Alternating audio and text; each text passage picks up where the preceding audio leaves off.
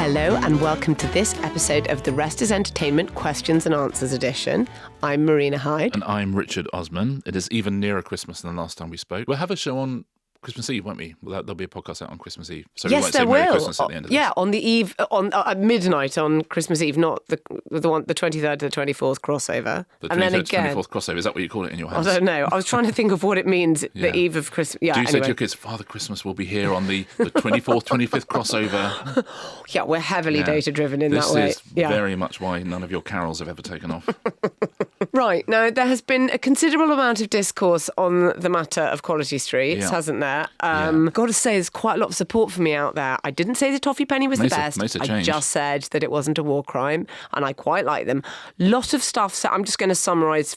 Craig Savage summarises quite well. Fruit creams are evil. Okay. And there's quite a lot starting with Richard, you're a great guy and rarely put a step wrong on this podcast. I didn't even need to read the rest of Thea Butler's reply to say she's on my side on a lot of this stuff. I mean, I feel attacked. Yeah. For sure. But should I tell you the nice thing is because I know I'm right and because I know that history will judge me well, it's one of those things, actually, the more abuse that gets thrown my way, the stronger it makes me. Which I think is probably how a lot of these alt-right I love your alternative begin. historical timeline where, like, the sweet battles, it would be so much better than the actual wars, wouldn't it? Yeah. But if history will be your judge, I mean, will history be able to taste the sweets? Because I think that's where your theory might fall down. If history can taste a strawberry cream... Yeah, I think they'll probably still be around. Well, yeah, I mean, by the way, if at this point we're all distilling drinking water from our own urine and living in the catacombs of the earth, a strawberry cream, I agree, is going to taste great if we happen to find one. But if things stay in a slightly sort of just pre-apocalyptic stage, I actually still think history's going to judge you poorly on the strawberry creams. Yeah, genuinely, I think people will look back at this time in history at a number of things. Firstly, they'll say, "Wow, you drove huge hunks of metal, which were fueled by oil, and you just drove them around your streets. I think that's weird." And they'll also go, "Wow, at Christmas you bought some premium chocolates." You bought some premium chocolates, the word putting chocolate in there, and one of the main ones didn't have any chocolate on it, and everyone was like, yeah, that's fine, that's absolutely fine. I think that's a thing. In the same way that they'll look back and go, how was ITV 2+1 different to ITV 3? I think they'll look back and say, you ate chocolates which had no chocolate on them, and you had the gall to have a go at your co-host. I think if either of us is on trial, it will be you. That's what I think. See you in the court of history. Anybody at home who hates fruit creams and you've got Quality Street at home, please send the strawberry and orange creams to Goalhanger. Send them to the address, honestly. Oh my God, I can see our producers thinking, you know that there's going to be, when they get back and they aren't able to open the door because they've just, so many fruit creams have been Mate, do you know what? That's not my problem, it's Gary Lineker's problem. Yeah. As with so many things in life. Shall we get on and answer some questions? Let's get on. Here's a fun one for you from Noor Ann. Noor Ann, you might have to explain what a blind item is after this question. Okay. Noor Ann asks, how reliable are blind items on DeuxMoi or PopBitch? Have you ever known someone to take them personally? Okay, this is a brilliant question, and I have also taken one personally. So yes, a blind item is one of those things where they can't actually say who it is the story is about because that person might actually... These are both gossip sites, celebrity gossip sites. Celebrity gossip site, DeuxMoi, PopBitch. But actually, and so they'll say, you know, which A-list actor was recently found doing Y with a, you know... With X in a C-list tradesperson. I don't know what it would be, but it would be something odd. And they exist to various degrees of coding where sometimes it's really quite easy to work it out and you'll find that's the one that it's not that libelous. And if it's really hard to work it out, it's because it's very, very libelous. There are always things that people can't stand up, stories, meaning they can't prove them. Otherwise, they'd write them as a wonderful scandal story and it'd be on the front of the paper or in front of the website, whatever. Now, they've got quite an interesting history, blind items. They were supposedly dreamt up by a sort of Gilded Age American publisher called William Dalton Mann, and he had something called Town Topics, and his ones were all sort of, it would be things, I actually found some original ones. Oh, great. What Playboy was seen at 3 a.m. stealing out of the Newport cottage of which prominent social leader while her husband was in New York? Now, but in a nearby paragraph it said, prominent amongst the the guest, talked about a fate given by Mrs. John Jacob Astor, and it said, prominent amongst the guests was one of the resort's favourite bachelors, Mr. Crichton Webb, at which point you're like, oh my goodness, Webbo is knocking off Mrs. Astor.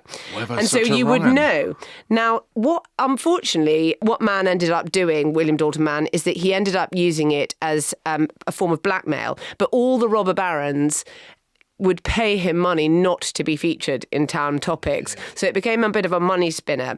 But then from then you moved on to things like Confidential magazine, LA Confidential, which we recently discovered was like the top rating film of all time which is great. And the Danny DeVito character in that is effectively the publisher of Confidential magazine. I think they call it Hush Hush, but that's what it is. And now the obsessions of those blind items with things like hidden homosexuality, race mixing, communism, all of those sort of, those kind of scare things of the 50s and 60s, 50s particularly. Then there was Walter Winchell, the notorious gossip person from the Daily Mirror. He used them a lot. But now when publicists see them, publicists, if they're any good, know the stories about their clients. So if you see a story they'll use it as an early warning system, and they'll think, okay, that story is coming out, or it's near, or oh dear, people know about this. Good thing about them is you can't really go and say, that's about my client, because then you're sort of confirming it. So there are these sites that nowadays sit beyond libel, as far as I can work out. Things like Tattle Life and Twitter, really, where people can say all sorts of things, and you can't really. And the ones that people love are the things about marriage contracts, which stars has to, what, they're not really married, they've got a contract, any forms of sort of compulsive lying, people who've totally misrepresented their backgrounds, things like that. But celebrities have done it in songs in a way. I mean, You're So Vain is one giant blind item, who, as Warren Beatty told me, it's not about Mick Jagger. Beyonce's one, he only want me when I'm not there. He better call Becky with the good hair. Do you remember? And everyone's like, who is Becky? Is this someone Jay-Z's having an affair with? In terms of your question, Noran, about do you know someone who's been affected by them? Well, I was once the subject of a PopBitch sort of blind item or, innuendo item, declaring that I was having an affair with my editor at the time at The Guardian, which was not true. And I remember thinking... So was it a blind item or did it name you? I think it named me there, but then maybe in Private Eye they didn't. I can't remember how it worked, but it was. And I remember thinking, what can I do? So I wrote to Private Eye and said, it's not true. Can you correct it? Yeah. And they said, we don't correct things, but you can write a letter in explaining that it's not true. And I thought, how's that going to come across? Like, dear Private Eye, I'm not having an affair with my boss, Love Marina. I thought this would add insult to injury, so I just had to leave it. But I tried to counter it, this PopBitch one. By having an affair with him? No, actually. By sitting on a really dreary media panel that I thought, The Guardian was running some media panel about something. I can't even remember what it was about, but I saw that the editor of PopBitch was going to be on it. And I went and I sat through the whole media panel just so that I could say, when she said something about it, shoehorn in some very sort of crass way of saying, what? Like my non-affair with my boss? Because then I thought people would report it and the news would be disseminated that way. But I thought it was really like, this is really not very helpful to me. So they're definitely not always true. They're sometimes true. As always, it's things that they cannot prove. So I would say sometimes people say, everyone knows that so-and-so's got a marriage contract. And so they're the most fun in lots of ways because they're the most outlandish stories. Often the things you can prove are rather more boring, but they've been with us a long time and they will continue to be with us. And especially now, obviously the internet just powered all this stuff. But you are still publishing things if you're on the internet. But I have to say the burden of proof and identification is less onerous than it is on a traditional publisher. Richard, here's one for you about Junior Taskmaster from Ruthie Doherty. We're watching Junior Taskmaster at the moment, says Ruthie, and enjoying it. However, it made me wonder if on shows like this, with a competitive element for kids, does the team have any trouble dealing with the helicopter parents? Just curious, as I often hear from teachers and other people working with children, that managing the parents is the worst bit. Yeah, my mum was a primary school teacher for many years, and I think, The moment the kids are dropped off, the job becomes easier. Junior Taskmaster, which is a delight. I think Rose Matafeo and Mike Wozniak, and they've got 4 kids and they do various things. It's not as competitive as the adult one, of course. You don't. One of the things with kids is you do have to take some of the competitiveness out of it. The lovely thing on Taskmaster is you've got the ridiculous prize kind of task anyway, so you're not really playing for anything other than the chance for glory. So one of the things with kids is you do have to decompetitivize it a bit. People often ask if we do Pointless for kids, and I just think it's that thing of it's actually quite stressful doing something with kids. I think Taskmaster can get away with it because it's so silly and funny and kids like using their imagination. And the show that I did, which was Child Genius, again, it is the idea that they are children. That was the point of the show with that one. But by and large, unless it's a kids' game show, you wouldn't do stuff with kids for the reason that it can be quite stressful being on television. And if you're old enough to look after yourself, then that's okay and it's your choice.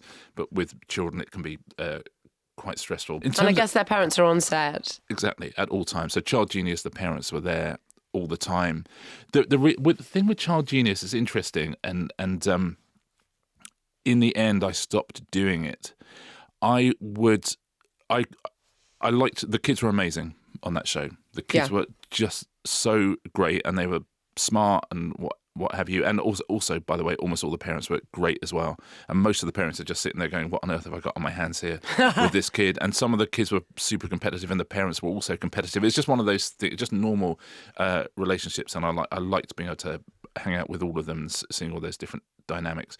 But then that show was edited in such a way to make the parents look like helicopter parents. Oh. I caught an edit of one, and this guy who's a lovely guy, and his son, who was one of the winners, and the two of them, when they were together, enjoyed the competitive nature of it so much. You could just see it. They were just like, a father and son at football. They were enjoying it.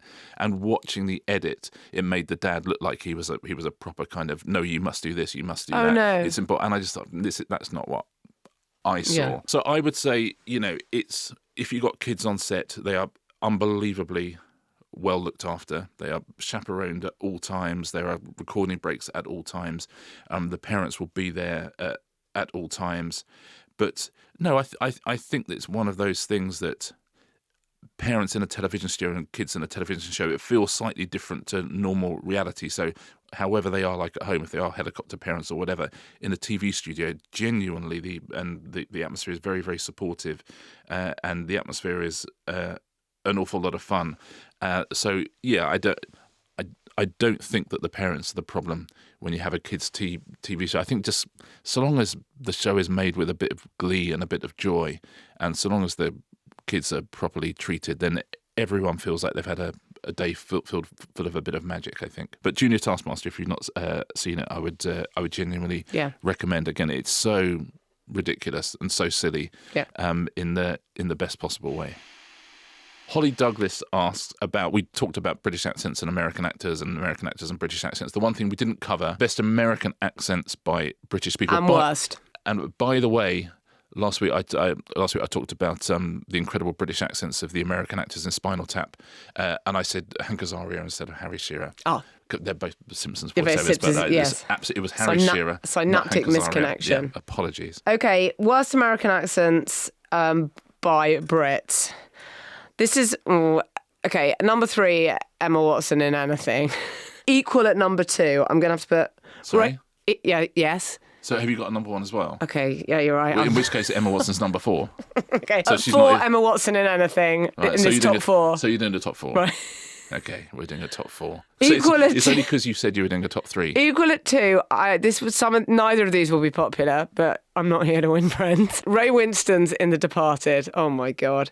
Okay. And I have to say, sorry everyone, Dominic West in The Wire is in the Affair is good, but in The Wire, really? That Baltimore is. Oh, I didn't mind it because I didn't know who he was at that point. And also, you probably don't know the Baltimore accent. Yes. You will hear if people from Baltimore will tell you this. And at number 1, the indisputable again. I'm not here to win friends. It's Daniel Craig's Benoit Blanc in any of the Knives Out mysteries. What the hell is happening there? I've read some interviews with other actors actually where they say things like from the I think they're trying trying to call it a franchise, from the first one when they say, when he first did it in the rehearsal room, I think we all thought that we were seeing something quite... And the words are things like special, unusual. I don't know. I feel like they're euphemisms. And having seen it, yes, I'm sorry. Also in Tomb Raider, that's not another triumphant accent by him. I don't mind it. That Knives Out. It feels like a choice for sure. But that's do a bad accent. Okay. Cool. Well, an unusual accent. My big issue with Knives Out... People from the South are unusual, aren't they, Richard? Yeah, I mean, I think if you how do you mean? So you think it's a Southern accent? Oh, I mean, I'm afraid to say that it is supposed to be a Southern accent. I think it's Louisiana, isn't it? Well, how can you tell, though, if it's that bad? That's the trap I'm luring you into. You're not going to lure me into your trap. Well, feels like I have. He's playing a person from a supposedly very specific time and place, but it is a franchise, by the way. It's huge, that Knives Out franchise. It had the absolutely unforgivable thing. The second episode of right towards the end, just saying, oh, by the way, she's got an identical twin, which you cannot do in murder mysteries. I said, but that aside, it's a huge deal. Oh, I know. Very happy to devote a full main show item to it when the third one comes out. Let's move on to the best accents by Brits, and these are hard because there's some really good. You've said Idris. Well, since we're having to do 4, okay, I'm going to put. They're all really good. These Matthew McFadden in Succession is brilliant. Really good. Yeah, he's English, is he? It turns out he's English. Yeah. Idris Elba, brilliant in the Wire. Christian Bale is fantastic in American Psycho. Christian Bale's accent is brilliant. Hugh Laurie, I don't think they even knew when he was auditioning that he wasn't American. Yes, they were like, where is in-house? Excuse me. Yeah. House, yeah. So those are the good ones. But do Americans think they're good? I'd like to hear what. Yes, Americans genuinely think those are good, and they genuinely think the early ones I mentioned are bad, and they're right. Yeah, they're Americans. They're right about everything, but they're particularly right about this. They're right about it. Americans are right about everything. That's a historically interesting thing to say. I mean, that's a real toffee penny. Might do it as a main item on the main podcast at some point. Richard, I've got a question for you about samples and covers. Matthew Smith says, what is the difference in money between someone sampling your song and someone covering your song? And do you have any control over it? It's such a good question. It all comes down to there's 2 different rights that a songwriter would have in the song. It has the master right, and that is the actual tapes of the recordings. That's what when Taylor Swift did recorded everything, so she had her own masters. So you have that right, which is the thing you take a sample from, and you then have the publishing copyright, which is here's the song, here's the structure, here are the lyrics, and then you have the publishing copyright, which is the song itself, lyrics and what have you. And if you wanted a cover version, that's essentially what you're doing. So if you sample, you are taking something from that master recording. So like on a Tribe Called Quest, Can You Kick It? They took Walk on the Wild Side by Lou Reed. So they are physically taking it from the master recording. And in that situation, yes, you have to get permission, you have to do a deal, you have to sign over some of the rights to that song, you'll be paying money to that artist. So it can be very, very lucrative for the original artist or for whoever owns that master copyright, which isn't always the artist.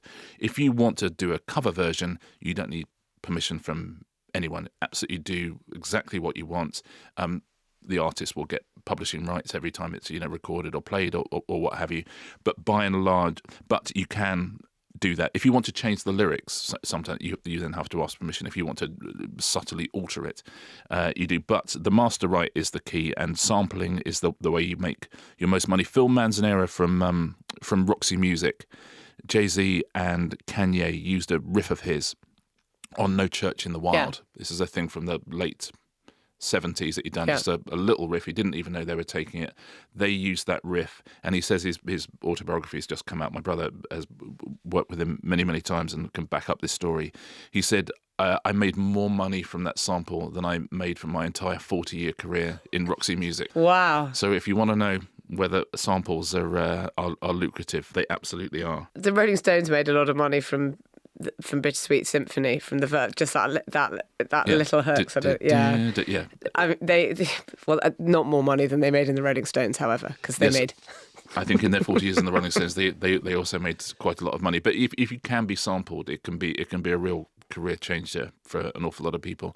Look at Dido on Stan and the things that it can be immensely lucrative, because suddenly you've got joint songwriting credits on one of the biggest songs in the world, and there's plenty of money in that still. And thanks to Jamie Emsell, by the way, the CEO of Communion Music, who took us through all sorts of copyright stuff as well to tell us about it. But yeah, the master right, that's the key. If you're taking actual something from the original recording, then you're going to pay, and the artist can say no. Lots of Madonna, ABBA, they famously say no to almost everything, but with the occasional exception. Marina, Chris Smith. Any relation to Matthew Smith, our previous questioner? It's not clear, is it? I'm told clear. It's a relatively common surname, but... He asks this. People always say, that wasn't on my bingo card. What is on your 2025 bingo card? What's going to happen in 2025? Chris is asking. I think you know that. I always write the words Richard Branson on. Don't know in what format it'll come out, but I always feel like one day my numbers come up there. There'll be something. Oh, something will come up. We talked actually a little bit in the Royal Albert Hall show, and I must say that Martha from Baby Reindeer to become a multi-millionaire, because I think even though she's asking for 170 million from Netflix, she's not going to get it, but she's going to get a lot. So, which, arguably would make an interesting show in itself. Yeah, Martha becomes a millionaire. But I think we know it'll be another difficult year for men in television. Yes, Richard. Sure, these are the bankers. You just put it down. Like just write it down every. No, I don't mean it like that. Richard. Right. Don't tweet Richard. These are the bankers. You just write that one down. I mean, there are people who you think, oh, there's a lot of stories about that person doing the rounds. There's someone actually who had a very, very phenomenally successful year who I slightly think, if they carry on being more successful, lots of stories about him are going to come out. Oh, I tell you what. In happy news, I'm hoping that we'll finally see a wedding between Lauren Sanchez and Jeff Bezos. Oh, that would be nice. And I think it'll be very low-key. Yeah, I would have thought so. I don't think they'll splash out much. I think that, Registry office. Reception above the pub. Yeah, something just, that's what they're like. They keep it simple. Yeah. Lots of AI upheavals. We'll keep talking about those. I actually think there'll be lots of all sorts of kind of big upheavals in news because of Trump and the Trump administration. And I think people will, in America, I think it will be not a good time for news. I think people will either try and hive off their news services. I think there'll be a crisis in reporting in various different ways, because I think lots of the very big entertainment companies who also have news as part of their business are going to either try and get rid of it or downplay it or even editorially lean on it in order to get what they want at the mergers and acquisitions level from Trump. So I think those sort of things. I mean, I could go on forever, but those are some of the things on my bingo card. And I expect to be putting across on all of them. Okay, I think that Noel Edmonds' ITV documentary will somehow end in acrimony. That's pretty much the only thing I have. That's pretty much the only thing I'm absolutely certain. Oh, when is it coming? I'm dying for it. Oh, yes, I don't know. We need to find that out. It's on its way, isn't it? A 3-parter. Yeah, well, I can match that part of a part, no question. Yeah. This is a question I've wondered about so often from Arthur Ashman. Arthur Ashman? Yeah, it's a great name. That's a good name. Yeah. Arthur, that's a good name. He's having it for I hope you've copyrighted it, because Richard would love it for his book. I hope you've got the master rights to your name, Arthur, because I'm going to do a cover version of it. Arthur says, I was watching House of Games the other night, and the question was a fairly straightforward history question on when Queen Elizabeth I was born. While I didn't know the exact answer, some basic schooling would put me within at least 1 century of the correct answer. So when one of the contestants answered 1903 or similar, which is not only so off, but also a poor guess for even Elizabeth II's birth year, if that was their confusion, I was wondering how you keep a non-judgmental and straight face. Thank you, Arthur. Yes, people who do badly on quizzes. It's interesting that specific example. I mean, it's interesting, isn't it? Like, for example, if I go to get my clutch repaired on a car, right, and a mechanic starts talking to me, I cannot hear what they're saying, right? There's a part of my brain that knows I'm not in my area of specialism.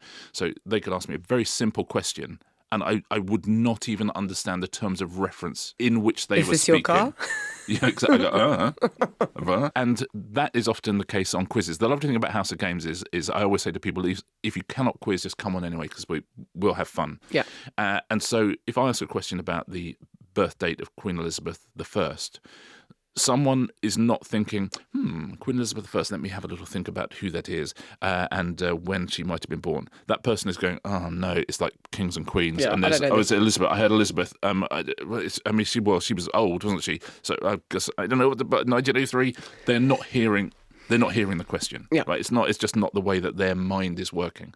And I always, always, always absolutely understand that. And, it's not everyone is good at everything. And I think all the time on quizzes of the things that I'm incredibly bad at. And at the times when something is being explained to me and I cannot listen. So often you'll ask questions on quiz shows and you just see the panic in someone's eyes. It's not a form of recall they're being used. You've told me even you have gone on and thought, that was a stupid answer. Why did I... on shows. All the time. Yeah. Because Mr. Quiz gets... shortness of time, you are in a weird situation where there's cameras pointed at you and you're going to be coming up with an answer. We all have insecurities about things we do know and don't know. And I just see in people's eyes sometimes, I see a panic or an absolute just sort of blurring over. And so whatever someone wants to say, I could not care less. You see it on things like Pointless all the time. People would come on. Usually the good quizzes, and this is like, it's their Olympics, and they freeze and they can't come up with the right answer and they're not listening. They just don't listen. And almost all of the stupid answers you ever get on shows is because the person, the second you started asking the question, panicked and did not listen to what it was that you asked. And so I have House of Games, I have utter sympathy because I always say you do not need to be a quizzer, just come on and have fun. And so I want to make sure it is fun. And with something like Pointless, I have sympathy because I can just see that people have panicked. There's certain formats in which it has become part of the show. Obviously the Weakest Link was about she's going to say, Anne Robinson's going to say something very mean to you. And the kind of, I loved the eyes of the host for many, many years in Family Fortunes. Yeah. Let's see if it's up there. If it's up there, I'll give you the money myself. Yeah, but there's a certain look in the eye that became part of the show, which is, where the hell did that come from? But quizzes are like Strictly. You know what? People will go on it because they're brilliant dancers, and some people will go on it because it's a fun thing to go on. Yeah. Quizzes are the same, and so I don't mind if people get stuff wrong. If someone's cocky and then get something wrong, there's a slight kind of frizz-on where you go, okay. But by and large, on House of Games, I always think with anything like that, some people like quizzes. They like facts. They retain facts. They can pass a question. If you hear a question, you understand what it is that the person is asking. If you're not a quizzer, then that's not how your brain works. But every single time, if you see someone giving a bad answer on television and you can't believe it, just have a think about situations in your daily life when someone starts talking to you about something and your brain panics and just goes, I can't. It's like, if you're in a foreign country and you ask directions and someone, the first bit of the direction, you think, yeah, I've got that. And then it goes on for about another minute and you don't even have the first bit anymore left. You are no longer You've got listening. nothing left. And all you want to do is get out of that situation and write down 1903 on your board and for the next question to come up. So I think I think it's that House of Games is more than about trivia recall. That round particularly, the one about dates and years, and whereas Kazakhstan, which is where are different countries, those are the two that you can see like a cold shiver of fear go up people's spines because we can never remember when our first ever run through of House of Games. I was over 1,000 years out in when the Taj Mahal was built, and you think, so it's some stuff some stuff you don't know, but hopefully it's fun as well. But I'll never, and sometimes that contestants are very happy for you to laugh with them, but sometimes you just think, I get it. Let's not worry about Queen Elizabeth I. Let's move on. Is that us? That is us. So next time I see you, Christmas Eve. It will be. Yeah. And if you want to know what we might be talking about, Beast Games is coming out, so you might want to take a look at that on Prime if you have it. Yeah, one of the most expensive shows ever made. Yeah. Over Mr. Beast. Finally, YouTube comes to the streamers. For that and much more. See you next Tuesday. See you next Tuesday.